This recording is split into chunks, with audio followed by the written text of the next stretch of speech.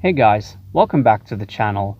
Today I'm going to be looking at the 6th and final season of Lost. So in Season 6, the aftermath of the detonation of the bomb at the end of Season 5 has led to two possible outcomes. The characters being in position for the final conflict against the Man in Black, and another timeline called the Flash Sideways. So as you can expect, expectations were sky high for this final season to deliver on all fronts, answer every lingering question, and give all of the remaining characters a satisfying send-off. And did it deliver?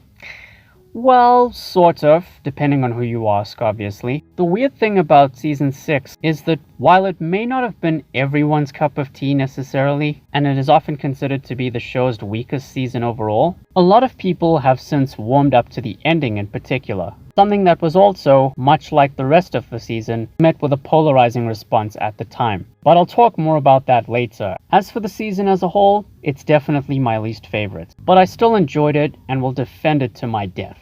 So let's get into it.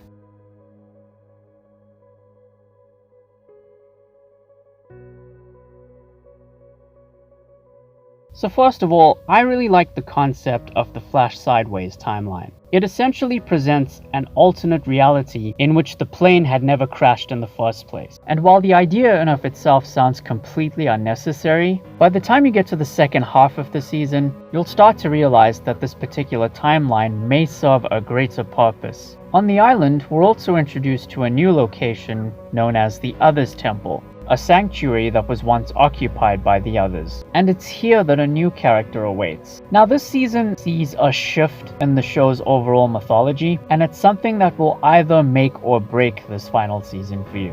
Basically, this season shifts away from a lot of the science fiction elements in favor of a direction more along the lines of supernatural fantasy. And it's through this change of direction that we delve deeper into Jacob and the Man in Black, two mystery characters who have appeared sporadically throughout the show. And the 15th episode, Across the Sea, which serves as a flashback episode, depicts the origins of these two characters and answers a few questions as well. However, it is one of the more divisive episodes in the show's history, and while I certainly enjoyed it, just know that it doesn't answer every single question you might have in mind. This season also delves into Richard Alpert's backstory, specifically in the episode Ab Aeterno, and after watching it, he instantly became one of my all-time favorite Lost characters. And even the returning characters from Season 5, most of which are the main characters we've been following since Season 1, were all well utilized here. You know, each of them had their big moments, and in my opinion, they were all given adequate send-offs. And you can expect a few special guest appearances from familiar faces here and there. And then of course you have the series finale,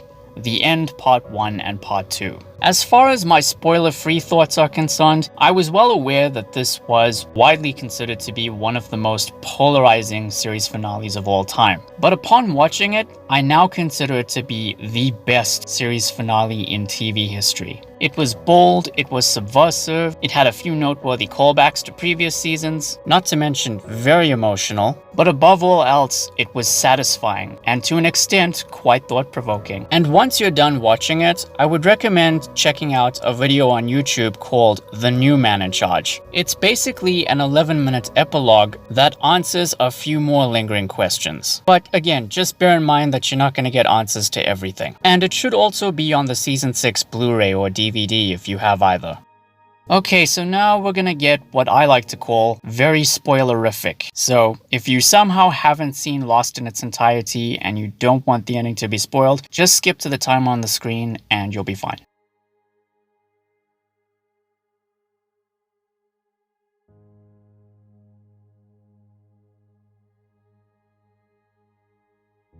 So this finale was perfect from start to finish. You know, I enjoyed the final showdown between Jack and the Man in Black. Characters like Jack, Sawyer, Juliet, Locke, Sun and Jin, Saeed and Shannon, as well as Charlie and Claire all reuniting in purgatory and regaining their memories from the island. And of course, the final church scene with Jack reuniting with his father Christian, as well as everyone else who was on the island. Just what an emotional roller coaster of a final scene. Plus, interweaving that with Jack's final scene on the island was quite clever, and his final moments with Vincent was a clever way to mirror the opening scene of the pilot episode. And when you come to realize the implications of this this ending, you honestly wouldn't want to have it any other way. And to this day, even 14 years later, some people are still clueless as to what the ending was all about. And the biggest misconception is the idea that the characters have been dead from the very beginning, ever since they crash landed on the island,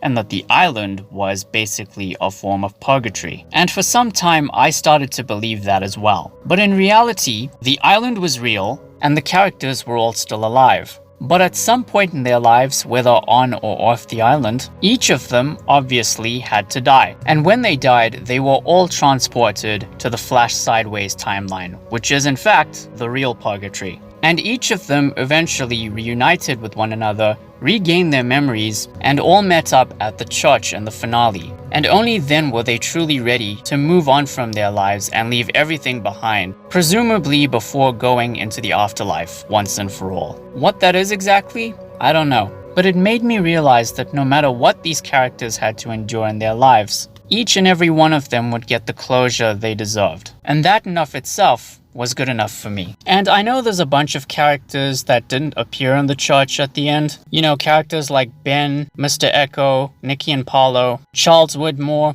the freighter crew, Ana Lucia, and of course, Michael, Walt, and Vincent. Well, in my opinion, these characters either have unfinished business or they've since moved on long before the main characters did.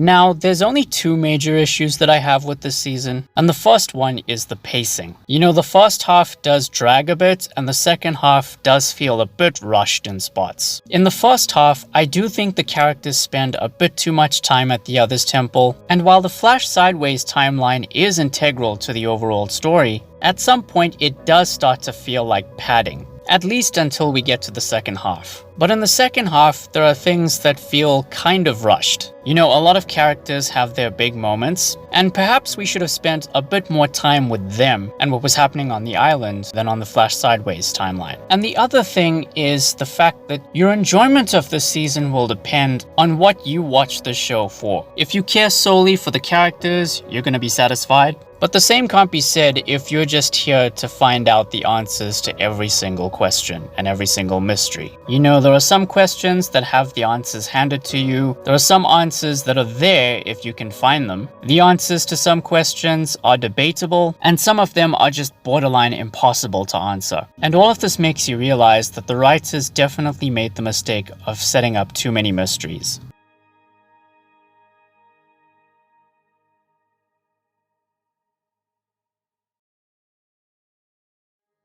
So yeah, those are my thoughts on season 6 of Lost. And I have to say, I'm so glad I watched the show and got to review it on this channel, because of all the TV shows I'd ever wanted to binge in my lifetime, this is the one that I genuinely thought about the most. And now that I've seen it in its entirety, I can't help but feel somewhat empty by this point. But anyway, there's plenty more shows out there for me to check out in the near future. And with that in mind, this brings my Lost retrospective to a close.